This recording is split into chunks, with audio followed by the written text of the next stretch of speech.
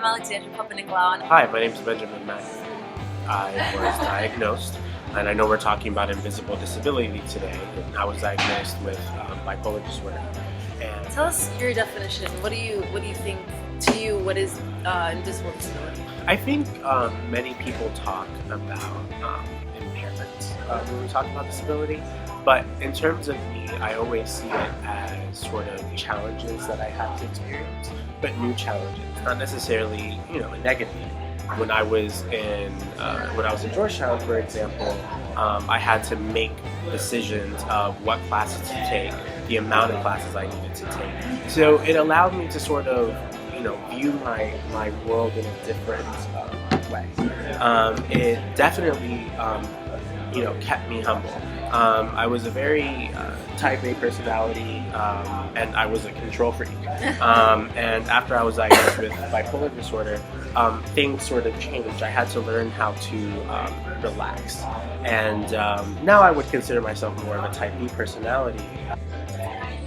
Have people talked to you about this issue, or do people come up to you? I mean, they obviously don't know, but how do people interact with you? Well, yeah, so it's really interesting since we're talking about invisible disability. You can't just look at me and say, "Oh, you're diagnosed, you're a person with bipolar disorder." Actually, absolutely not. It's something that I have to disclose, which some people may see it as a privilege, but because it's invisible, some people may not recognize it. I see that many people are willing to talk about it, but they're willing to talk about it in a non-invisive platform. So it's sort of an invisible thing that because we don't recognize mental health as really, as a disability, it becomes very problematic.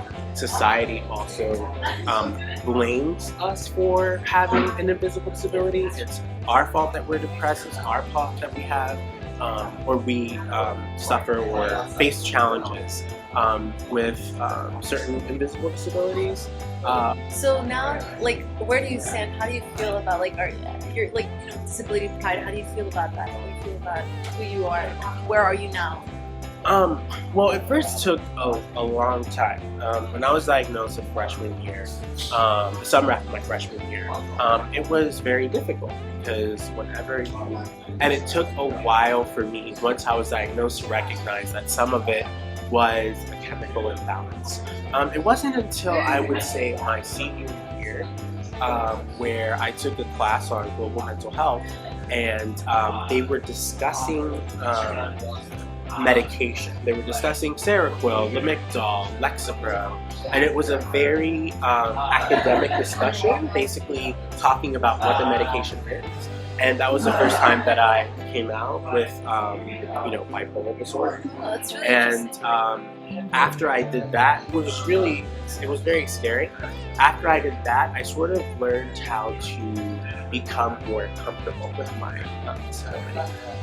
I'm comfortable, but there are things that can happen that can trigger you.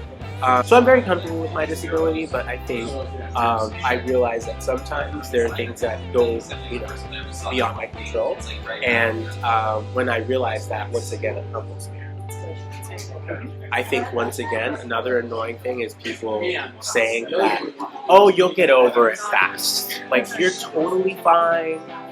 Pat on the back, you'll get over it." Yeah, you'll get over it. Another assumption that you can get over it.